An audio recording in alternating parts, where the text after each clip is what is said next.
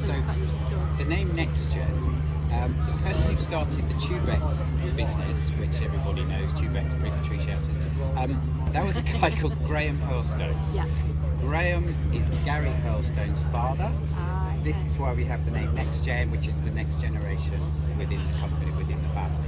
So Gary has been working on this project for about 4 years, looking at all manner of materials that he could possibly use to make a biodegradable tree shelter. So the concept of the tree shelter is exactly the same. So it does a great job. It protects from herbicide, it protects from animals browsing, it increases the amount of growth, reduces side branches, does all the things that a standard one does. But Gary's concept was it must be 100% biodegradable. All elements, including the tie, which is one that is a bit of a challenge for a lot of people. So, after looking at many different materials, things like coconut fibre and all sorts of things, Gary came up with wool. Now, Gary's wife is from Wales. He saw a lot of sheep and talked to sheep farmers who basically didn't know what to do with their wool. It was a waste product. It cost more to shear the sheep than it did so that they could get in revenue from the wool. So this is our substrate. This is the base material. Yeah. Okay.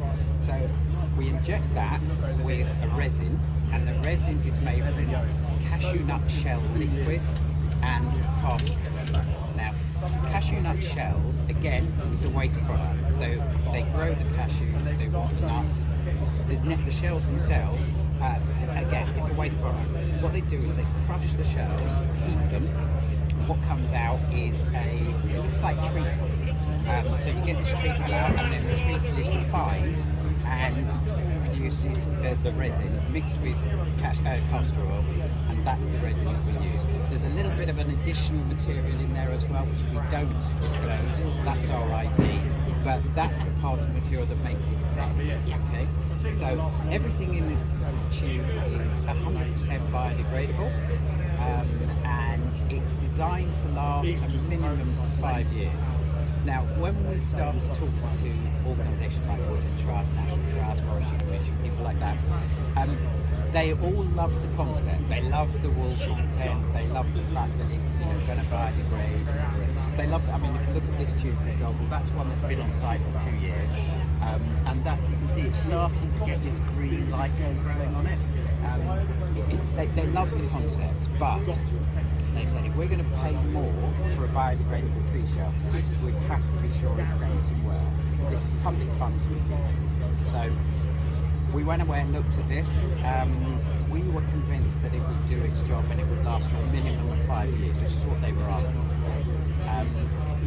Gary did was talk to some of his contacts, Lloyd's of London, a division of Lloyd's of London looked at this, they looked at all the technical information behind it, and they said, yes, we agree with you, we think this is a good product for us to warranty, and so it's costing us a little bit of money to create this warranty, but now, what you get if you buy NexGen is a product that's 100% biodegradable, everything including the ties, including the strapping that goes around it, including the bags, all biodegradable, and it's guaranteed to last a minimum of 5 years.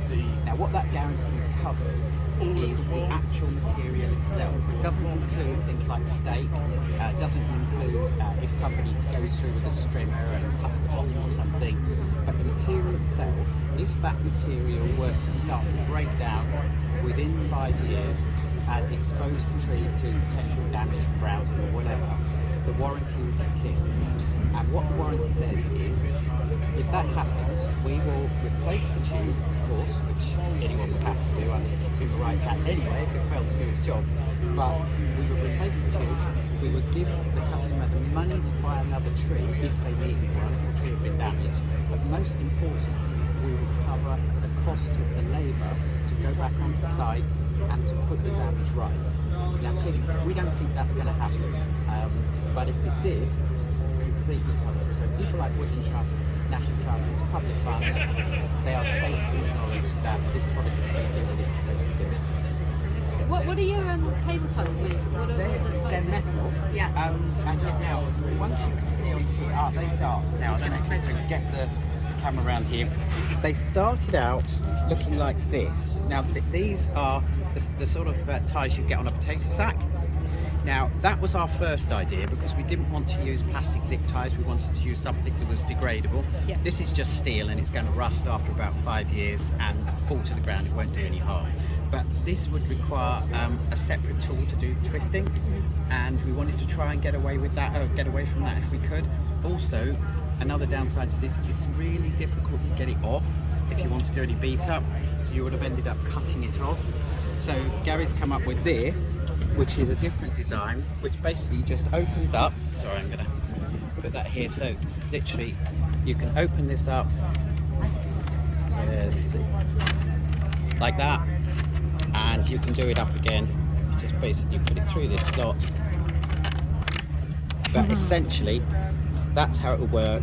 And you can take it off and put it back on them. And that breaks down as well, does it? Or do you exactly. remove it? It's gonna rust into the soil.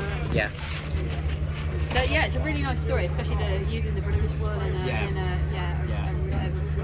Everybody loves the idea. You mentioned just now that you're looking at getting a standard, because obviously there's no standardised kind of spec for biodegradable tree tubes. Can you tell us a little bit about that? Yeah, we think to have a standard is really important, because if we're going to ask the Forestry Commission to give us extra money or give customers extra money to use a biodegradable tree shelter, then they need to be sure it's going to work. I mean, we've got our warranty, which is one thing, but we think going forward it needs to be a standard that perhaps could apply to other tubes as well as ours.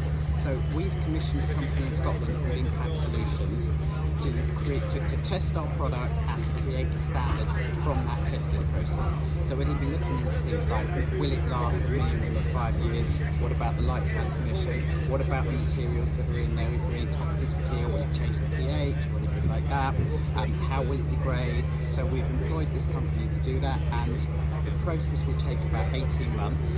We started it in May, so by next November the process should then be complete, and what they'll create for us is, I don't know whether it'll be a BS number or whether it'll be an EN number, we're not quite sure yet, but there will be a standard that can be applied to biodegradable tree shelters that will give the buyer the confidence to know it must meet these criteria if you're going to call it a biodegradable tree shelter. That's a really good idea, and it will drive the whole industry sort of make it more reliable, and people will have more confidence in the tree shelter. I think so, and I think where other people will be able to put their products forward for testing and to apply for the same standard. All good. We're all putting in that direction.